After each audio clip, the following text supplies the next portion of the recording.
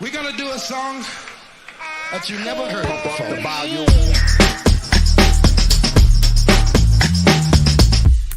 Hear the drummer get wicked.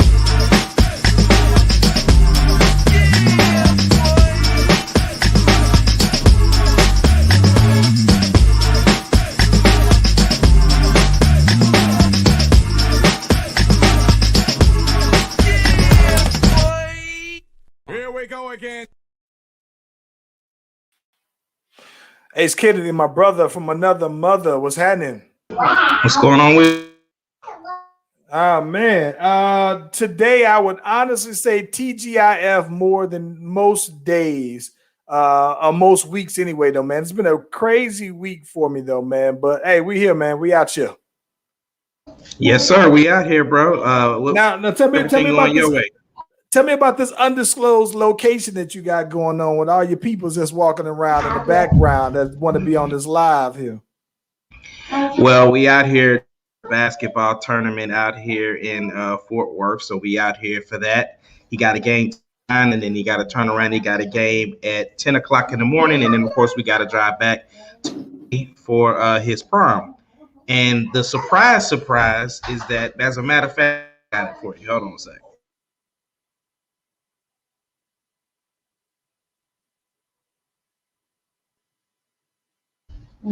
It's also this young lady's here. Hey, happy birthday, young lady. How are you? He said happy birthday. Yeah. So get to spend the moms. I haven't seen her in well over a year. It's been a year. It's been a year. Because of COVID. Golly. Yeah. Well, it's been longer than that since I haven't seen my mom, though. So Yeah.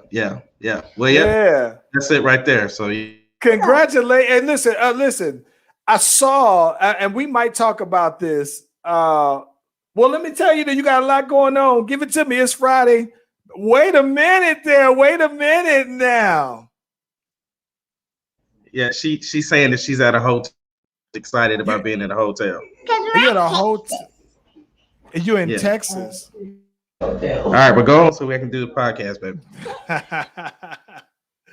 Yeah, that's dope, man. That's real dope. Give it to me. You got a lot going on. Best thing you've seen this week. Let's hear it. Best thing I've seen this week, it has to be my mom, bro. Like, I hadn't seen my parents in over a year, so that's got to be the best thing that I've seen all week. And yeah, that's it, brother. What about you? Okay, you got Pops is there too? Oh yeah, he chilling in the room though. You know he wasn't getting out. Okay, so let me tell you, man. I thought you was gonna say this one, but since you didn't say it, and I don't know if you were gonna bring this one on up, I'm gonna go ahead and steal what I thought you would have said was the best thing you've seen all week long, because I saw my nephew's graduation pictures here, and that is very easily the best thing that I have seen all week long, though, bro. I literally was smiling from ear to ear when I saw the pictures. And what I love about it is that a lot of times, you get kids who go off to JUCO schools in particular, right? And they go there for 2 years. And a lot of times, man, you get kids who go to college and they're going there just to play basketball, though, man. So it was a very good sight for my eyes to see my nephew sitting here chilling, got his little associate's degree to start on out with, and that he made the most out of going to a 2-year school, though, man. So that was good for me to see, though, bro. Yeah, he definitely did a turnaround, because it was one of those things that when he first went to Cameron, it was like, I'm out at school, but I'm here for basketball. His grades weren't all that good, but then he went to Seminole, turned his whole thing around, and now here we are with an associate's degree. Super duper proud of him, and he's got a couple of offers on the table, so just trying to get him to the next level so he can get further his degree. Yeah, man, I think that was what I think is dope about that, though, man, is that, like I said, I think a lot of times, man, like I kind of trip out, bro, because I was there's this when I'm hooping at the park, man. One of the cats had that's really good player, and he got kicked out of school or whatever, kicked off the team. But I was just like, yeah, well, what was you going to school for? Like, you trying to finish up school? He was like, nah, I was only going to school for basketball. I was like, well, what was your major? He was like, I don't know. I was just going for basketball. I was like, so you general studies. I'm like, so what happens now, right? You're not trying to finish that on up. And he was just like, no. And I was just like, all right. And I think that it's dope that Tari took the advantage of saying, hey, I'm on scholarship now, right? That, a lot of times people got to pay to go to school though, man. So I think that it's, usually when you pay to go to school, you're saying, listen, I'm paying for this degree though, bro. So I'm gonna max it all the way out. So I think that it's fire that he was able to take advantage of that though, man. It's not a small thing. No, it's not a small thing, and especially for our family, because I got my bachelor's degree and I was able to set the standard, and so now that my son has a degree, that's huge. Well, I think that it's dope, man. It reminds me that, what I'm saying, that like my aunt was one of the people who I first kind of saw that from, where she was just like, hey, you know what? In my family, right?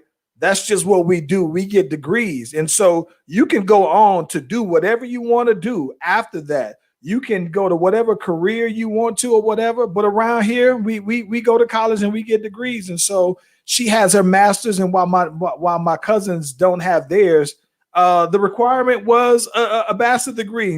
That's what, and everyone in their household has it. So I thought that that's fire though, bro. And I think that it's dope that is one of those things that, you got Deuce and you got Samaya and them that are entering into college. And so the fact that you and the missus already have degrees, and, the fact is that it should be that, ideally y'all gonna set the blueprint. So it should be easier for them, or they should have the game now. So I think it's dope that y'all are setting that standard though, bro. Yeah, absolutely. It's super dope. Sarah sitting over here with 2 degrees. I got my bachelor's, and then of course, like you said, Samaya's enrolled in her school in Rose State, and then Deuce has still got options on the table for basketball. So yeah, man, it's a big deal. I'm extremely proud of him and super happy for him, and I know he's going to be celebrating tonight. But I'll get a chance to catch up with him tomorrow once we get back into town. So yeah, super dope. Hey man, so what I was gonna say prior to that, I'm sorry. Sarah says she's sitting on 3 degrees. Oh, excuse me. What she say? She got 2 bachelors. Yeah, she got two bachelors, right? And the associate. So you tried to discount her associate. Bachelor's in child psychology, bachelor's in elementary. There you go. So an associate and 2 bachelors. So you tried to discredit her associates there, though. I tell people I got 2 degrees myself. It ain't bachelor, man. It ain't bachelor master, but I got 2 of them though, man. I get that. Hey, listen. So prior to that, me seeing that, one of the best things that I had seen this week. I don't get into hockey very, very much. And when I say very much, I mean at all, right? But I saw that the New York Rangers, I believe, were playing against the Washington Capitals, bro, and they had a beef from some games ago, some games before this or whatnot. And I fell out laughing when I saw that when they say something is on site, when I see you, it's really on site. So as soon as they dropped the puck, them boys was throwing them things, bro. I'm talking about they must have had maybe 5 fights going on at one time. And, in hockey, they'll let you fight until someone falls. Once they fall, then it's a break though, man. And so they had about 5 fights going on. I don't think that I saw any solid haymakers. Like I saw Ty Domi in the 90s throwing them hands. I didn't see that, but it was hilarious to really see that, when people say no, it's on site, that y'all just know that as soon as they drop this puck, the first chance I get, we throwing them hands though, bro. So it was hilarious. What was the fight even over though? I think that they had some previous words in the game or whatever though, man. But so I'm not sure of the details. I just know that it was enough to where they said, when I see you, you gonna catch these hands. Try Jesus, don't try me. And them boys was throwing them hands though, bro. It was hilarious. I mean, it was about 5 fights going on, and the only thing I didn't see were the goalies fight. I've only seen goalies fight maybe one time because naturally you can sub in your backup goalie. Some teams don't have a backup goalie, so if the goalies fight, that means your nest is unattended. So, but it was hilarious though, man. Very, very, very hilarious though, man. Yeah, that's crazy. Hey, what you saying about Caitlyn running for governor, bro? Well, for starters, the Bel Air 2, live from 1999, is currently streaming on all platforms. I wanted to say that because you ain't gonna just sit here with all your little fancy backgrounds that you drop here, and then me not acknowledge the one time that I came back clapping with the board back here. I was proud of you. I was proud of you. All right. Listen, man. I'm gonna be honest. I think that it is interesting to me that he is running as Caitlyn Jenner, right? Because everybody knows him as Bruce Jenner, but nowadays. He's like this, man. People don't remember when Bruce Jenner was like the most popular athlete. He has a Wheaties box, and he is probably one of the most decorated Olympians, probably one of the most popular Olympians of all time. And so I think, to be quite honest with you, that if he or she is serious about it, I think that just on popularity, that he could win, because now he has people who know of him from way back then. So he got the older crowd, and he also has the people who only know him as the Kardashian dad.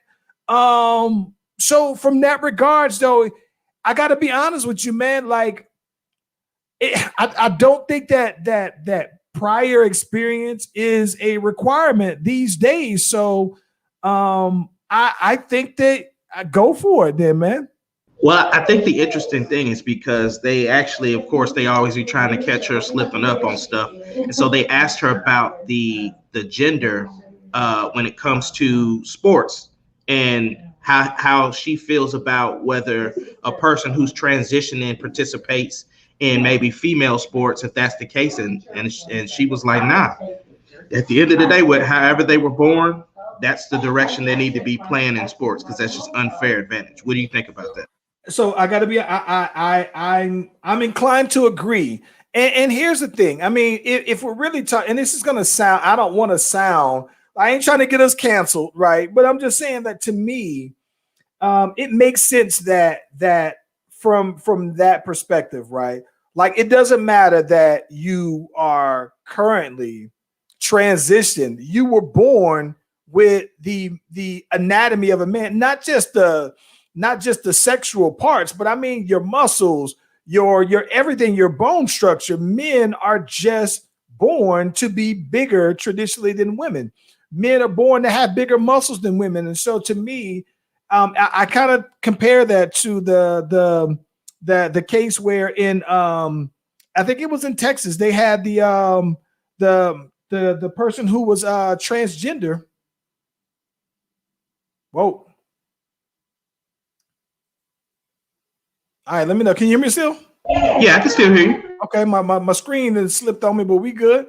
But listen, it just kind of reminds me of, like when in Texas, right? They had the guy. I mean, he was a guy previously, and he ran track, and he was like 200th in the state, 300 at the bottom of the barrel, and then he fools around and switches his gender. And not to say that wasn't how he felt. I'm not talking about why he did it or whatever, but ultimately changes gender, and then as a female runs, and now he's like top 5 in the state. And it's just like, I don't really see the fairness if you are a parent and you have your kid who is running basically against a female with the physical anatomy of a man. It's so, and in terms of fairness, I think that you definitely, yeah, I agree that you created something else. I don't know if you just single them out, like, do you just say, all right, we have men, we have the boys, we have the girls, and then we have a event or category just for transgender? Like, I'd imagine the same thing would happen if you were a female and then you were running against you ran track and you were running against, boys, and you as a female, I would only assume that you would get smoked. 100%. And I think that's the thing. We never really see it the reverse. We more so see it where the males are transitioning to the females and then they go into those female athletics. So I think it's unfair, especially when you're talking about like MMA and stuff like that. Yeah. No, I agree, man. We always kind of, we talk about what was it? We always talk about in wrestling, right? Where what's the girl in wrestling in AEW? She's the transgender. You talking about the native beast, Nyla? Yes, Nyla Rose. I look at her and I'm thinking like, all right, unless she's wrestling against like Awesome Kong, or she's wrestling against Nia Jax, or maybe even Tamina, one of the bigger girls, then I don't know, man. It just, to me, I guess I don't really see it as fair that you can be a female wrestler of 100 pounds and then you wrestle against, this chick. And yeah, it just, I don't know, bro. Nyla Rose, though, I don't necessarily have a problem with, because that's sports entertainment. They are actually acting. They're like stunt people, so that doesn't bother me. I can understand, but think about this. Let's just say if this is UFC, right? This is my thing. If you're UFC and you have a 145-pound woman, a woman, right? And she is about to fight a transgender woman who is also 145, but she's 145 pounds of man muscle, right? Like, that to me is different, because even though we weigh the same, my bone structure is different. So I just don't really see the fairness, bro. That's all. 100%. I'm right there with you. Right. Not that I have a problem with, transgender, gay, lesbian, whatever. Not that issue.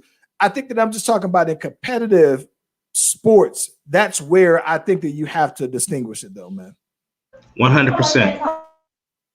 Hey, listen, real quick, J. Cole, in the midst of me just listening to DJ Khaled's new album, right? I think I'm about 70% through the album, right? Now, I'd love to get your thoughts if you finished it just yet. But in the midst of that, I see J. Cole on the gram says, I got this new joint that I'm dropping. It's the Interlude, dropping here at midnight. I get calls from all the J. Cole fans. I got like 3 text messages. I got 3 calls that say, you check out this Cole, What you think? I told you he the GOAT, blah, blah, blah, blah. So I was like, yo, let me peep it. I listened to it though, bro. And I think it's fire. Ace, what do you think though, bro? I absolutely loved it. I actually listened to it on my way down here, and it's great. The production is great. The cadence is great. I thought everything about it was dope. I'm excited because I know Deuce is a super Cole fan. So yeah. I know he's going to be all about it. No, it was dope, bro. Listen, I think that one of the things that I think that I was checking for, right? So I've seen J. Cole executive produce 21 Savage's album, the last one. I think that he did something real heavy with Young Thug. He was in the, he said he was in the studio with Kodak. So these are people who rap differently, the auto-tuning style and everything like that, right? For Young Thug in particular, not so much 21. But I think the thing that I am interested in seeing is that so on the last Cole album, Cole always has this thing where he doesn't have very many club records. And this time around, the last album had some where it looks like they had just a little bit more umph behind them, right? They were some that you can play in the club. But I think that I still wouldn't mind hearing how Cole sounds on a straight out banger where it's just you hear it and you think this is radio, right? So and I'm thinking like the thing that you and I talk about very often is that part of making radio songs is saying that you kind of have to have the feel of radio, have to sound current. So that means that sometimes, unless you have this Bruno Mars song, right, where for the most part radio has a certain format, style, and everything like that. And so I'm just wondering maybe if Cole is just big enough as an artist where he don't have to do that, but I do want to hear him with the banger. So I love that I can hear his cadence was a little more drawn out, little auto tune on it where you can hear it, not too profound though, man. So I am curious to see how different this album is to the last album, which I thought just still is showing his growth though, bro. Yeah, like I said, it's definitely was something different, and I love the production. I thought the production alone was just like next level to me. But I mean, yeah, I'm excited for him, man, and I agree. I think he's one of those artists that can basically set his own standard and doesn't have to fit in a box. So, because Cole fans, he has those dire Cole fans that are always going to support whatever he's doing. I think that what I like production wise, right? There are, I'm gonna be honest with you, man. I think that there are only two people, Cole and Kendrick, maybe Big Sean, who I think could come out and not sound like current rappers with the auto-tune style, and people accept that, right? I think part of that has to do with the fact that they have established fan bases and that this current style, they were the wave before that, right? And so I think that they can come out and not have to. I think it's harder for an unknown artist to just come out and just give you dope bars, right? On a dope beat, everything. I think people feel like their ear, this new wave of music, your ear is trained to believe that this auto-tune on your rap style is that's the sauce, that's the fire sauce, that's the 808 heavy songs, right? That's so I think that Cole is established enough to where he wouldn't have to. I more than anything though, bro, I'm not even the raps. I know the raps are gonna be there with Cole. I want to see what his production sounds like. Especially because he does a lot of production. Right. So I know that's really huge for you because you do most of the production for both of us. And so to have somebody who does production at a high level and then does songs at a high level, that's what really I think you can salute his craft a whole lot more. Absolutely.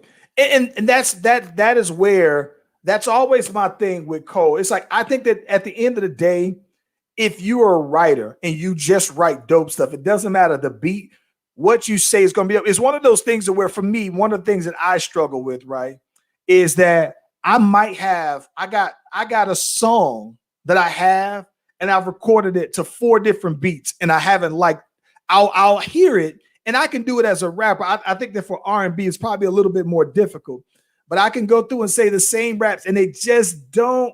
I'll hear the beat and I know the beat's dope, but the flows just ain't quite hitting on that. And so I think that for me, it's just that I know that the words is dope, but it got to match that beat. So I know that his raps are going to be dope. What I'm looking to hear is how is that production going to sound, bro? Absolutely. And I'm actually looking forward to this album. I want to see how it really sounds cohesively. I want to see how the interlude fits on to the entire project.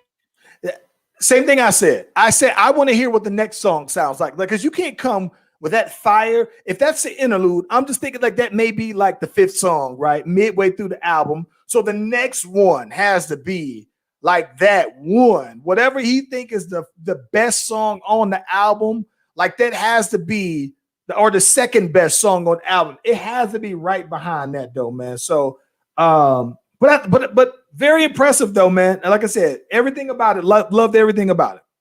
Yeah. Well, we were talking about bodies earlier, bro. What's going on with this Will Smith Big Willie challenge, bro? Hey man, listen. So everybody knows Will Smith has been. You've seen Will Smith in I Am Legend. He was cut up. You've seen Will Smith in most movies, and he is pretty cut up. And apparently, COVID has gotten the best of him, though, man. With a boy Will Smith just let himself go, and so I fell out laughing when I saw that Will Smith posted a picture of him in all his glory out here with this gut. And I was almost like, nah, Will, you was like the dude who inspires all the over 40s to stay in shape. And that if Will Smith, listen, bro, if Will Smith don't got the six pack, then what is the point of having a six pack or trying to have a six pack if you're over 40? If Will Smith don't, bro. Yeah, but Will Smith is over 50 though, so that's a difference. Well, even then, he's over 50, but I'm saying he's been having the six pack since he's been over 40, right? And so he's been in better shape. That's like if Will Smith has let himself go. If Will Smith can, is it? I know that he's doing his, and he's going to document with, I believe, his Facebook or YouTube, a series of him getting himself back in shape through a series, right? Yeah, and he's got support because Anthony Anderson joined in, Flex joined in, I think Bill Bellamy joined in, and somebody else. But they're basically doing the Big Willie challenge where they're getting back in shape, no trainers, no cheating, no help, and they're doing this as the Big Willie challenge. Marlon Wayans also, I saw a post. Yeah, that's it. My question for you is two things, Ace Kennedy. I got two questions for you. One, are you participating in the Big Willie challenge to get your body back in shape? And two, are we gonna see you post the dad bod picture? The second question is no, y'all won't see the dad bod picture. But the first question, yes, I am gonna participate. But the difference is I've never been in shape. The only shape I've been is round. Listen, shout out to listen. But I said I was getting ready for soccer again, so yeah, I'm definitely doing it. Shout out to the homeboy Chris Top, the bad guy, because he was out there in Hawaii showing that dad bod off out there in all his glory in the Hawaiian sun, bro. I see you out there. Yeah, he was definitely letting it rip out there, letting it all go. Listen, I'm gonna be honest with you, man. I think during COVID, bro, I think that I may have put on, I know I put on at one point, it felt like, even if I didn't put on 10 pounds, I felt like I was carrying 10 pounds. Like when I step on the scale, it didn't say it, but then it's just because I'm usually pretty active. And so because I wasn't as active, I wasn't as light on my feet. I felt heavy. And so I think that in actuality, the most I put on throughout COVID was maybe 5 pounds. And so even right now, I'm back at my pre-COVID weight. I think I'm just not in my pre-COVID shape in terms of like right before COVID. Matter of fact, I take that back, because right before COVID, bro, I was hooping. I had been playing basketball all year round for like 2 years by then. So by the time COVID came around, man, I was almost getting that six pack off Lelway, bro. Like it was coming. And I think I may have dropped down below my normal weight. I was almost like 205, and it was like a every day though, man. And so now I'm back up at my norm at about 215, and I still feel good, and I got some room to go. But I don't know, man. How have you put on COVID pounds? I don't necessarily know if it's COVID pounds, but I kind of got off of my I was doing keto, and I got off of that because I was preparing for something to help me in the long run. And now that kind of got pushed back, then I have to just push forward and do what I got to do, because I mean, I don't like being where I'm at. But like I said, I was actually doing something for a purpose, and that got canceled. So what's the purpose you was doing? What you talking about? I can't talk about that on camera. Oh my God, bro. I'm being serious. And so the thing is that because of that, like I said, since that got canceled or pushed back or postponed or whatever, I got to go ahead and do what I got to do and just have to go in there the way that I am. So it is what it is. Oh my gosh. So this is top secret. No, G14 classified. not at all. But you will know. But I can't say that on camera. So we live in front of our peoples. What do you got to hide over there? I don't care what you say. Ain't nothing gonna get me to say it. I'm sorry, brother. God. Hey, we got to get off of this because now I don't even know. I got to holler at you about that offline because I don't even know what you're talking about. But listen, even then, I'm not. Listen, I'm gonna be honest with you. I think that right now, dog, body wise, my body looks better than Will Smith's because I still work out, right? It ain't that far off of where I was max, peak wise. But like I said, I was hoping that I was hooping on them consecutive years like that, getting that cardio up because I was thinking like, okay, 40 is coming around. I'm trying to have that pack all the way chiseled by 40. And then COVID happened, and then it was just like shut everything down, and it just rained on my parade. But I'm not that far off because now that I've been picking back up on my activity, though, man, I'd anticipate that by summertime, man, if I can get down maybe about 5 pounds in the summertime, man, we Gucci. Shirts off, going out in Mexico and next month. Shirts coming out. And listen, on the cool, we gonna be out there. I'm gonna be out there in Oklahoma in a couple of weeks. You might just see your boy out there shirts off though, man. Because every time you come out here, it's typically snowing or something. So yeah, yes, it is. The only time that I've ever came out there and it wasn't snowing, it was like 100 degrees out there during the day. I'm talking about it was about 105 degrees at like 11 o'clock in the morning, and I was just like, it's ridiculous though, bro. So I'm hoping that with me coming out there May-ish, that it's not as hot, right?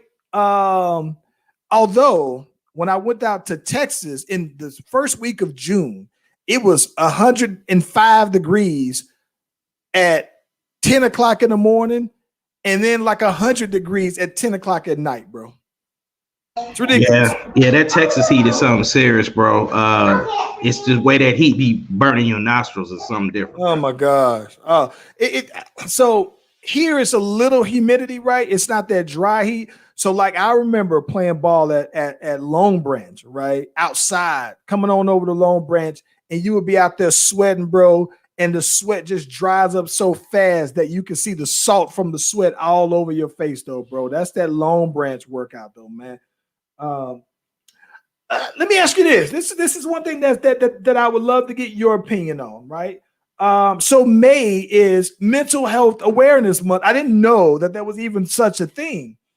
And I've mentioned to you in the past, man, that that mental health is one of those things to where I am guilty of just not completely understanding someone else's mental health, right?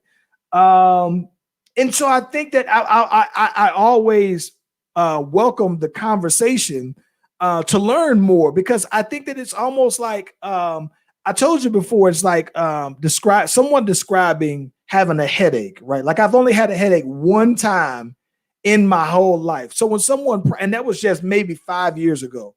So when somebody describes the sensation of a headache, I just can't comprehend. So when someone tries to describe their mental health and if they have depression and things like that, it's one of those things where I don't necessarily know that I relate, but that I want to learn more. So my question for you is this, like, how do you regularly address your mental health? Well, for one, I'm honest about it. I can tell when I'm having something going on, which helps my family, because a lot of them might suffer with some of the same things. And so we're able to talk about it, and it helps because then, disciplinary things change, because it's like, okay, if I can see that you're going through this, and I know that this is not how you normally act, and maybe it might be something we can address it differently. See, a lot of times when we were growing up, if you did not act a certain way, you got your behind whooped regardless, or you know what I'm saying. And so now more and more people are finding ways to explore and talk about and deal with mental health And so it's becoming a thing where a lot of celebrities who suffer with it or whatever, they come out and talk about it, and they're more advocates of it and make it more normal to actually talk and address mental health. So it's definitely come a long way in the last 20 years as far as like how people are open about it, because it's no longer the stigma that if you have mental health, regardless of anxiety or depression, that it's because you're crazy or that you did something wrong or whatever the case may be. And you can also learn how to deal with stuff, dealing with like whether it's medication, whether it's therapy, or whatever the case may be. So it's always good to put a light on mental health, because people need to know that your body consists of your mental, your physical, and so you have to take care of all aspects of your body, especially your mental. You know that's I'm a so for me, right? It's weird, man, because like this is gonna sound this is gonna sound crazy, right? But I think it feels like I've been in the same mood mentally since ninth grade, bro. And that's a blessing. That's a blessing, because there are days, bro, where it's like stuff that we typically want to do or like to do, and it's just like, nah, not today. And it's like and you can't do anything to get yourself out of it. So it's definitely one of those things, bro, that you have to recognize it.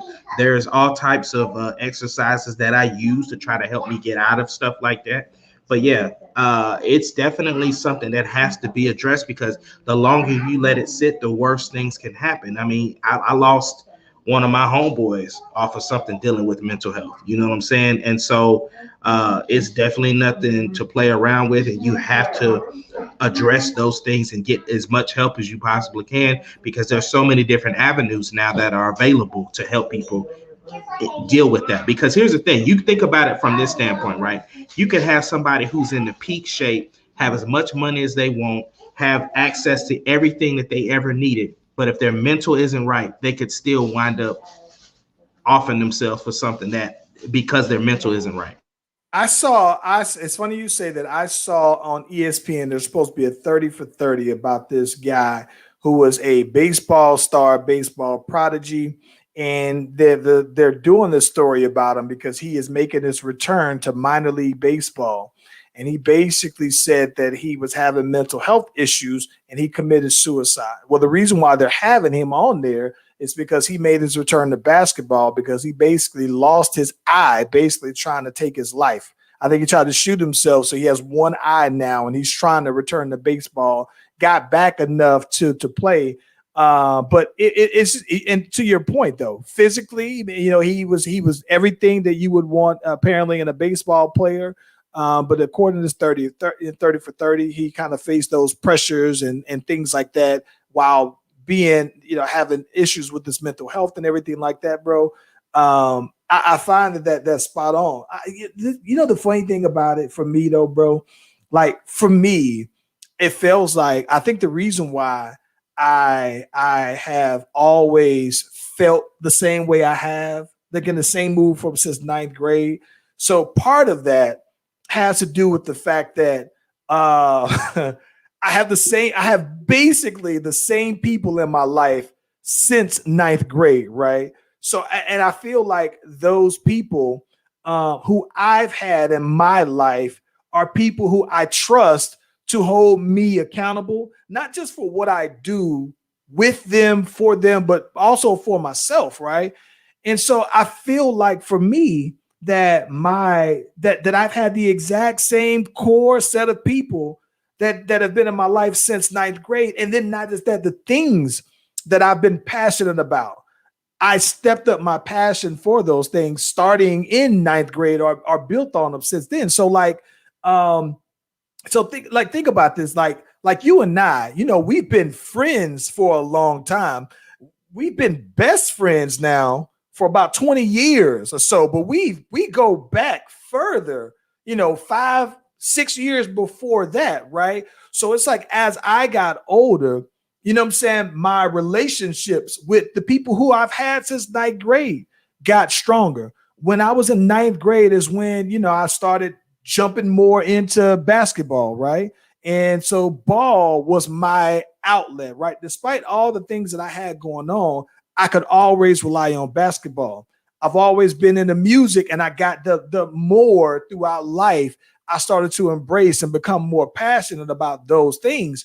And so as here I am, fast forward, 40 years old, I still have those core things that I do regularly that have always been my outlet. And not to say that it's been my coping mechanism and everything like that, but I think that for me, I just believe that mental health has never been something that's been an area that I've had to address, primarily because of ninth grade, right in ninth grade. Like those were the things that starting right then and there.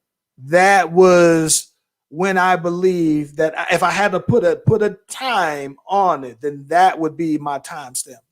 See, a lot of my stuff came from when I was in the military, and the thing is that for some people, it's a chemical imbalance. It's not even something that they can necessarily do anything without having something that's going to change that. So it's not always like I'm grateful that you don't have anything going on, because I wouldn't wish it on anybody, because bad days are bad. And while I've never ever thought about doing anything to myself, I could have the thought process of understanding how people could have that thought process, because when your mind tells you something is true, there's nothing you can do about it. When your mind tells you that this is what it is, regardless of what you have around you. Because I know, like, even like I said, some of the exercises that I do is that, I have to remind myself of the things that I have, the blessings that I have, the things that I have going on. But sometimes that stuff doesn't even work, because my brain is telling me at this moment, nah, it's this. So the thing is that it can be a chemical imbalance, and it's something you have to monitor, because it can definitely be detrimental. And like I said, I don't wish it on anybody, because I know people that suffer with it. And like I said, I know people that have died because of it. Listen, man, for me, right, I think that I've told people this several times, right? That for me, the reason why I can say that ninth grade was it for me, right? So for me, ninth grade was like, could have been one of those. It was a very pivotal year for me that could have swung one way or the other. My mom at the time was going through a divorce, getting ready to go through this divorce. And my mom, and I don't want to, put all her business out there, but my mom and my stepdad just had this very volatile relationships at times, though, man. And so I was relieved that my mom was when she got divorced, right? I thought, even as a young kid, man, I just didn't. I thought that, this is my mom. You know what I'm saying? My mom deserved better than what I thought that this dude was capable of, man. So in ninth grade, though, is when they got this divorce, man. And I'm going to school. And what's crazy about it is that I remember this is when me and you started hanging out more. We had the group and everything going, though, bro. And so I remember you trying to get me to come to church, you know what I'm saying, all these times. And I was just like, nah, I'm cool, man. And by then I had already been baptized and I was saved, and I went through all the things that you typically would go through as a kid. But at the time, my mom was working, you know what I'm saying, on Sundays. And, even when she wasn't working, she had been working X number of days straight, wasn't really feeling it. So I was just like, nah. So then, just one day, I was just like, all right, now mind you, yeah, y'all were going to Anderson Chapel. This is in my hood. So you in Lone Branch coming to my hood, and basically this is just within walking distance. You was like, nah, I'll come pick you on up just to make sure you come to church, though, bro. And so y'all come to pick me on up. And so naturally, though, bro, it's like when you go to church, and this is, I hear people say it all the time. I went to church, though, man, and I felt like the pastor was talking directly to me. Like every single word that he said resonated to me. And here it is. By then I'm 13 years old, not even 14 years old, going to the ninth grade. And I am just sitting here though in my seat, and I can't move. I'm like melting in my seat though, bro. And then Pastor McDonald says, hey, if they do the call to altar, right? If you are in need of prayer, if you're in need of a church home, if you're in need of inspiration, a word, come on down the aisle. Come on, and then he says, don't put off for the day, or don't put off for tomorrow for something that you can do today, right? And I wanted to get up. I couldn't move though. So then April comes through, right? Grabs my hand and walks with me down to the altar though, bro. So I'm sitting here like, I'm talking about sitting here, eyes just flushed. People cutting onions up and all around the church though, bro. And what's funny about that though, man, is I tell people all the time, I'm like, yo, Ace is my brother, but y'all got to understand, this is the dude who brought me back. You know what I'm saying? So from that, I was just like, yeah, but when that happened though, bro, it's like I hit my stride. You know what I'm talking about? Like, it was like in 9th grade, that's when for me, it was like I knew the person that I wanted to be. It was like I knew how I wanted my life to go. And that was after having my mom go through this divorce and everything like this. Like I found myself right then and there though, man. And so I think that for me, when I always point 9th grade, I think that at that day, it was almost like I felt like, I was covered, you know what I'm saying? And so I didn't necessarily, that mental health was never a concern. And it could have went one way or the other at that point though, man. So I think that for me, that's why at that point, man, I think that all of those things start to build in 9th grade though, man. That was 1994. What's funny about that is because your mom actually called me and she was like, well, no, I had called to talk to you. And she was like, I was like, yeah, I'm here to pick up Charles for church. She's like, you need to stop trying to make him go. I said, I'm not forcing him. I'm just inviting him if he chooses to go, and so we had to have that conversation, and it was different. And that's another thing with mental health. People like always try to put it into biblical too, or religious, where it's like, well, if you got your life right with God, then you won't have these mental health issues. And that's not always the case. Like, there's foundation and roots in all of it, but it all works together. Because again, you could be physically fit, but what are you mentally fit? And are you then religiously fit, like spiritually fit? So it's just like there are so many aspects when it comes to our bodies and when it comes to our whole makeup that you have to be in tune to all of it in order to become a whole person. Yeah. I will say though, man, I think that I've been blessed to be able to address that without having to feel like I am putting it's effort for one, right? I mean, it's effort on all of those counts that you mentioned, mentally, physically, spiritually. I think that I've always been cognizant enough to address those things throughout my life and be able to recognize when I need to give one more attention though, man. And I think that it's one of those things though, man, that everything that you said, like I'm always open to listen to someone who, feels like they have mental health issues, who feel like they, suffer from depression, who just have these, it's one of those things that I am very interested in learning more about. But I like to listen in to people because I feel like it's more real hearing it from somebody versus you just doing the reading though. Yeah, because I go through it, so I definitely don't have any problems talking about it, and that's why I share it a lot on my on even my Facebook page, because I want people to know that I'm an advocate for it and that I'm here to talk to people, because I have several discussions of people who go through it and want to have discussions about it. So yeah, I'm here for it, man. Hey man, listen, mental health awareness month, all month long. It's early though, man. So listen, man, like the boy, like my dude Beast Mode said, man, make sure your mentals is right though, man. And at whatever the cause, you definitely got to protect your mental health though, man. So it was the timing of that though is It's phenomenal. Listen, you got your moms. You up there from moms. Are y'all sticking around? What's the plan for Mother's Day? No, it's definitely just gonna be for just because we got to get back Deuce's promise tomorrow. Yeah. So we're just gonna celebrate this time. Her gifts have already been mailed to the house, so she'll get those. We're just gonna enjoy this time that we have.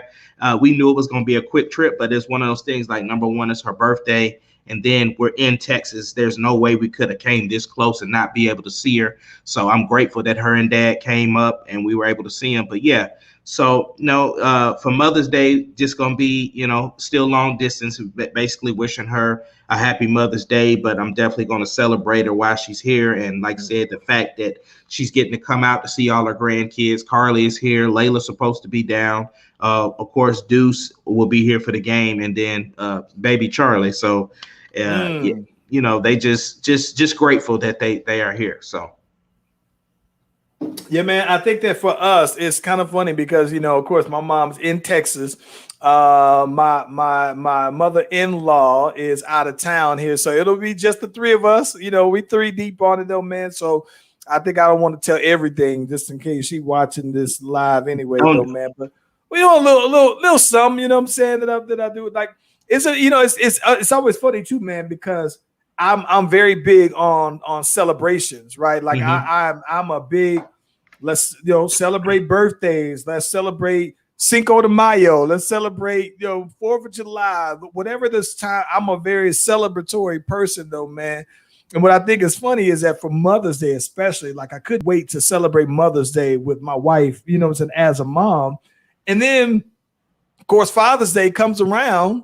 And I'm super excited now because I'm thinking like, okay, I get to be a participant now on this one. No.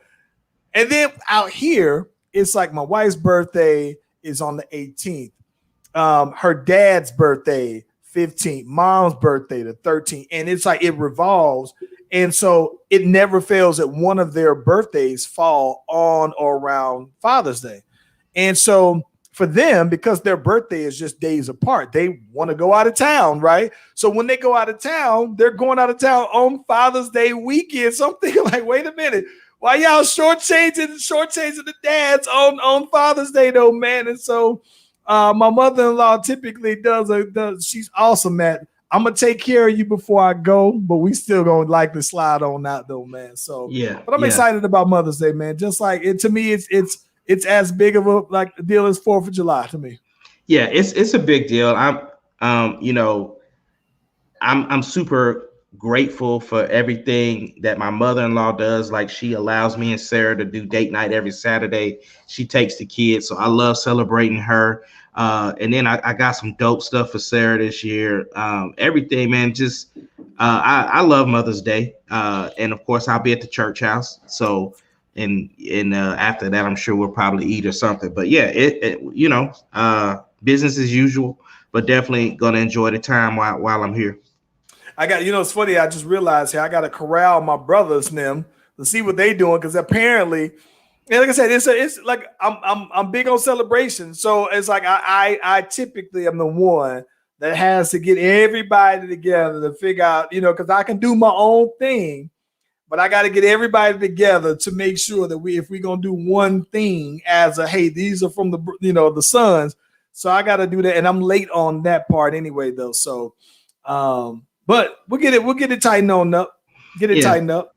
Before we get on out of here, Brittany brought up the fact about the Mayweather Jake Paul thing. So obviously he's fighting Logan, but Jake's been on here doing the most of the antics. He ended up stealing Mayweather's hat. And went on there and did a fake apology. And, just to me, it's selling a fight. Kind of probably the same thing that him and Conor did before the fight. Logan probably ain't with all of that, but Jake is about all of that. So what you think, bro? Listen, I'm going to keep it 1,000. I don't care anything at all about this whole thing. Like, I don't care about the fight. I don't care about the antics. I don't care about that. But for what it is, right? For what it is, let's talk about it. It's, of course, to help sell the fight. I think that any antics, promos, It's to help sell the fight. I think that in this case, there's no bad business for this when it comes to promo. And I'm gonna be honest with you. Most people, like everything, will watch this to see if somebody can knock Floyd out, to see if somebody can beat Floyd. And Floyd keeps himself in immaculate shape. You know what I'm saying? Like Floyd walking around today is in shape. So I'm sure he's going to find a way. If he's doing this, Floyd has a way in mind where he is going to make at least $20 to $50 million off the fight. I'm sure that the Paul brothers would make some money, you know what I'm saying, or whatever, you know what I'm saying? Shout out to them for finessing the bag though, bro. Like, listen, when you look at it, think about this, because I thought about something here. If the brother did the antics, all the brother is doing is drawing more attention to him and whatever. So he makes money off of social media. So him stealing Floyd's stuff or whatever he's doing, it's just adding to his views, adding to his social media clout. So listen, shout out to him though, bro. Listen, I'm so not interested in the fight that I feel like I can't do nothing but just, give him the props for getting the bag. Like it's when you're a social media personality, you make money off of viral moments. All your life is about viral moments and getting the view. So if he gets knocked out, he wins because he's going to get the views of 100 million times that somebody watched him get knocked out. If he wins the fight, then that's 200 million views of people watching him beat Floyd. Like I don't care how much money Floyd makes. Floyd already had money. These Paul brothers are the boys who are really winning throughout this whole thing, man. 100%, because even at the UFC event, right? The first live event UFC has where they got fans and stuff in attendance, and they are shouting about Jake Paul. Them brothers have already won, bro. And the fact that, like, the reason why I'm interested in the fight, not so much that I want to pay for it, but I like events. You know what I'm saying? What else in boxing are we looking forward to these days, right? And so these Logan, the Paul brothers or whatever you want to call them, they are where it's at. People want to see them. Like you said, they're either fans of them or they want to see them get knocked out. But either way, they're must-see TV, and they make money. And here's the thing. People want to see them get knocked out. Now, at this point, like you'd have knocked out – these boys would have knocked out Nate Robinson. Everybody loves Nate Robinson. He ain't never hurt nobody.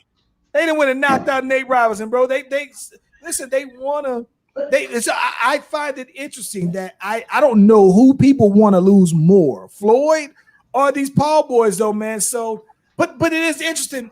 Brittany has a very good question. For starters, I never thought that it was really going to be canceled.